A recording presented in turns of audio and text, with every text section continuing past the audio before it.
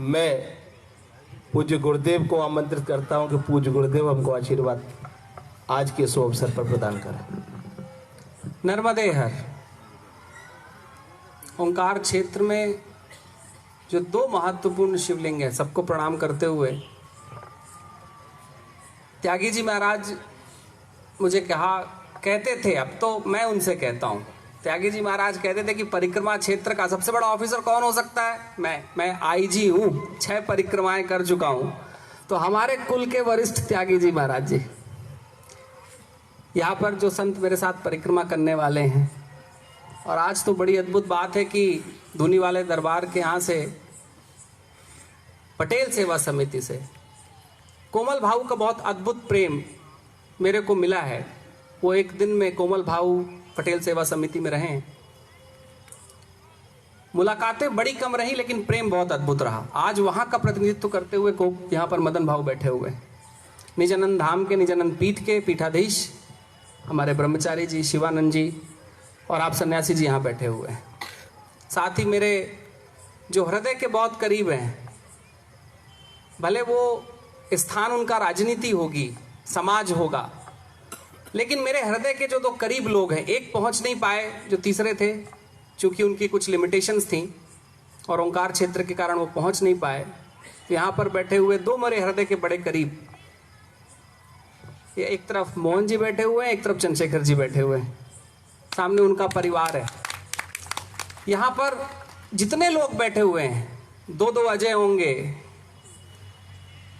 कोई विजय वर्गीय है, कोई अजय सिंह चौहान है, यहाँ पर विनय जी होंगे, प्रवीण जी होंगे। बहुत सारे लोगों ने इस परिक्रमा को यहाँ तक लाने में प्रभु मेहनत की है। मेरा केवल एक विचार था, आप सभी लोगों के अंदर बैठे हुए परमात्मा को प्रणाम करता हूं। असल में मैया की परिक्रमा, लोग मुझसे जो परिचित हैं वो जानते हैं, 1 साल से जान रहे हैं कि इस परिक्रमा के लिए मैं तैयारी कर रहा हूं। जो लोग परिचित नहीं होंगे, वैसे कोई भी यहाँ नहीं है, सभी परिचित लोग ही बैठे हुए हैं। आज पूरा घर परिवार बैठा हुआ है मेरा। असल में मैया जी की जो परिक्रमा है, जो त्यागी जी महाराज ने बहुत कम शब्दों में मुझसे कहा था, बड़े शब्दों में बात ऐसी है कि मैया की जो परिक्रमा है वह पूरे भारत के धर्म की परिक्रमा है। शायद ही कोई ऐसा धर्म का क्षेत्र है या धर्म के धर्म पुरुष है जिन्होंने मैया के तट पर आकर परिक्रमा, स्थान, तपस्या हजारों सालों से न की हो।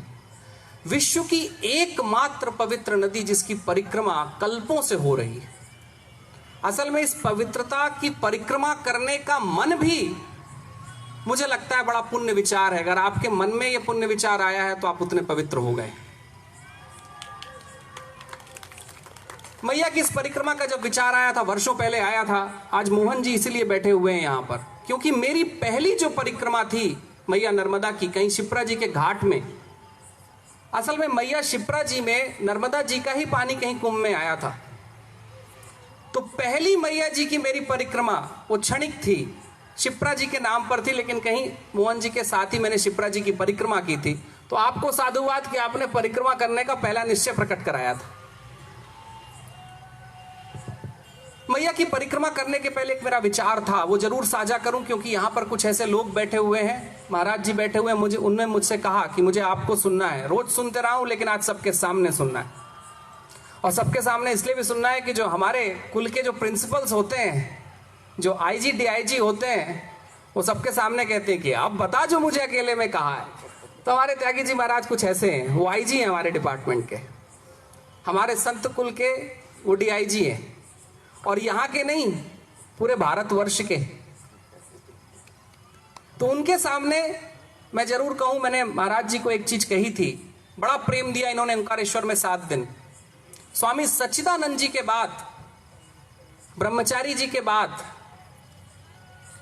जो खुलकर मेरे सामने कोई व्यक्ति आए और अद्भुत प्रेम दिया, वो प्रेम करने वाले कहीं पर ही हैं। बहुत संत मेरे जीवन में मिले हैं, अनेकानेक संत मेरे जीवन में आए हैं।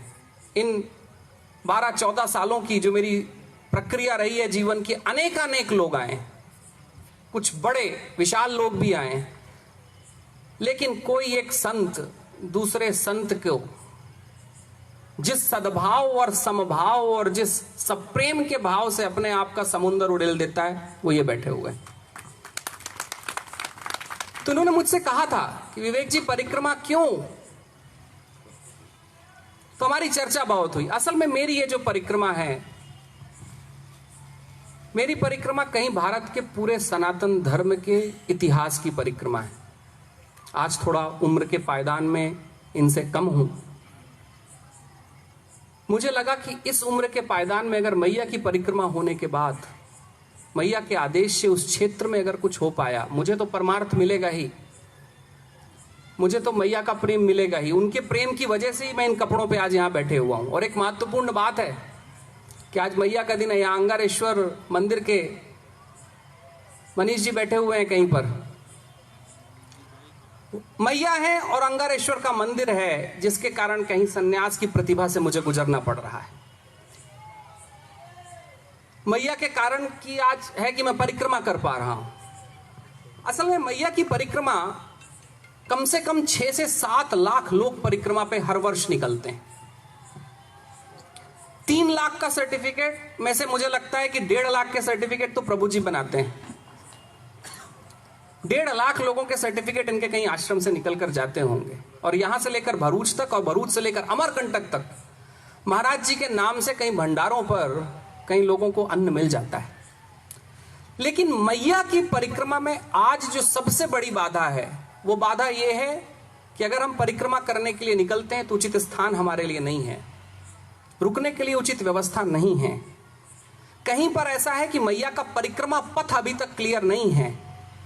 जहां गौरी शंकर महाराज जी ने परिक्रमा की, जहां धूनी वाले दादाजी ने अपना वैभव दिखाया, जहां पर देश के सनकादि मनुष्यों ने परिक्रमा आकर की, राम जी आए, कृष्ण जी आए, हनुमान जी आए, इतने वैभव की नदी में आज परिक्रमा वासियों के लिए रहने का स्थान न होना, मुझे लगता है कि कहीं धर्म क्षेत्र की कोई कमी रह गई है। ये कमी मेरे कुल की होगी। मुझे लगा कि मैया का एक आशीर्वाद मिले कि इस कुल की परंपरा से इन वरिष्ठों का आशीर्वाद लेते हुए परिक्रमा करूं, मैया का आशीर्वाद लूं। लेकिन जो बहुत सारी बातें मैया के क्षेत्र में हैं, उनके प्रति भी कहीं लौट कर आकर आप सबसे चर्चा कर सकूं, मेरे भक्तों को बता सकूं, वहां पर कुछ काम ऐसे हो सके। मैया की परिक्रमा करने में आज हम जैसी शुद्ध जल को देख रहे हैं। एक बहुत बड़ी बात मैया के पूरे क्षेत्र में है कि मैया कहीं ग्लेशियर से नहीं निकल रही हैं।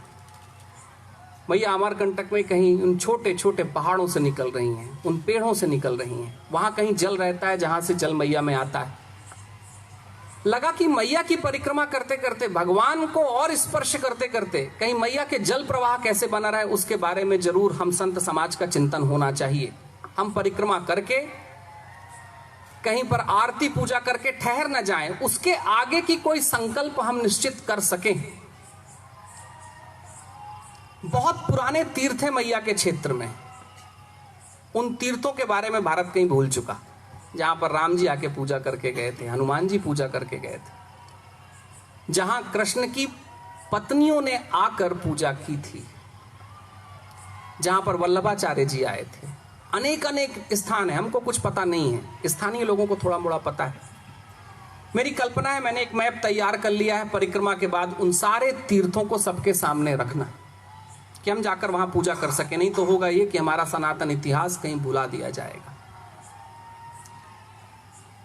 मैया की परिक्रमा में एक बड़ी बात जो मैंने स्वामी जी को कही थी, मैंने कही थी कि मैं परिक्रमा करूंगा, मैया का पूरा आशीर्वाद लूंगा, लेकिन परिक्रमा क्षेत्र को छोड़ूंगा नहीं।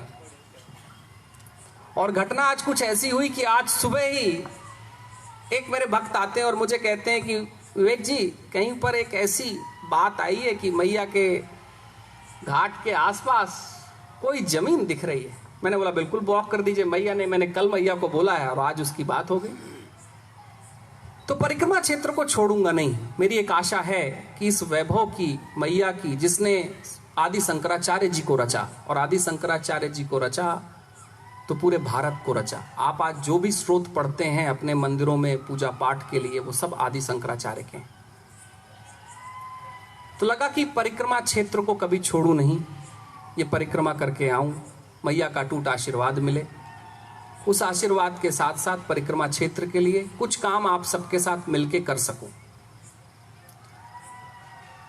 आशा है कि जो बड़े बड़े काम मुझे स्वामी जी ने दे के रखे हैं, हमारे कुल के आईजी ने, वो सारे काम मैं कर पाऊँ। कल निकलूँगा, 6 महीने बाद सारे लोगों से मेरी मुलाकात होगी जो मेरे तक घाटों तक नहीं पहुँच पाएंगे। इन 6 महीनों में एक कल्पना जरूर की है कि लौट के आने के बाद कहीं ऐसा हो कि आप लोग 10-10, 15-15 किलोमीटर मैया के घाटों पर चल सकें। मुझे लगता है जिसने 15 किलोमीटर भी मैया के घाटों पर चल लिया, उसने अद्वितीय आशीर्वाद प्राप्त कर लिया। शायद ही वो कोई मैया का किनारा है जहां कोई युग पुरुष नहीं चला है, कोई भगवान नहीं चला है, कोई आदित्य नहीं चला है, कोई देव नहीं चला है, कोई गंधर्व नहीं चला है, कहीं किसी देव ने प्रार्थना न की हो, ऐसा कोई घाट नहीं है। जो लोग मुझसे परिक्रमा के बाद मिलेंगे उनसे एक वचन और लूंगा कि 15 किलोमीटर से 25 किलोमीटर मैया के दरबार में जाना है। भले 5 साल में जाओ, 10 साल में जाओ, 20 साल में जाओ, अगर आप जाएंगे तो परिक्रमा का उत्सव बहुत आनंददायी हो जाएगा, जीवन का आशीर्वाद बहुत आनंददायी हो जाएगा। आपसे वादा करके निकल रहा हूं महाराज जी, और ओंकार क्षेत्र के कुछ और भी लोग बैठे हुए हैं, कि मैया का आशीर्वाद रहा और आपका साथ, तो परिक्रमा क्षेत्र में आज 36 सालों में जो आपने कार्य किया है, उस कार्य को एक नई अंजलि आपके उद्भव से मिलेगी। आप ही ने मुझे प्रेरणा दी है। मैं तो परिक्रमा करने, मेरे मन में कुछ विचार थे, लेकिन उन्होंने उन विचारों को बहुत आगे बढ़ा दिया, बहुत आगे बढ़ा दिया, एक नया स्पर्श दिया। और आप सबको जानकर आश्चर्य होगा, आज ओंकार क्षेत्र में स्वामी जी यहां बैठे हुए हैं, लेकिन उनके दिमाग में उनका भंडारा चल रहा है, क्योंकि इस ओंकार क्षेत्र में अगर कोई गरीब व्यक्ति भूखा नहीं सोता तो आपके कारण। वो भोजन प्रसादी अपने आश्रम में बुलाकर नहीं पवाते, वो टैंकरों में, वो कहीं ऑटो में पूरा भोजन प्रसादी लेकर जाते हैं और उन लोगों तक पहुंचाते हैं जिनको भोजन प्रसादी भंडारे में शायद कोई बुलाता नहीं। ऐसे अन्य क्षेत्र थे जिनके कारण भारत के संत भगवान माने गए थे। ऐसे अन्य क्षेत्र थे जिनके कारण भारत के संत युग पुरुष माने गए थे। ऐसे युग पुरुष आज मेरे बाजू में बैठे हैं, आपको प्रणाम करता हूं। आप सभी को मैया नर्मदा की कृपा बनी रहे। और आज मोहन जी, आप सभी लोग, चंद्रशेखर जी, अपने ज्योति जी बैठी हुई हैं, वानीना जी बैठी हुई है, बहुत सारे परिचित चेहरे बैठे हुए हैं। सभी परिचित चेहरों को मैया का खूब आशीर्वाद मिले। नर्मदे हर।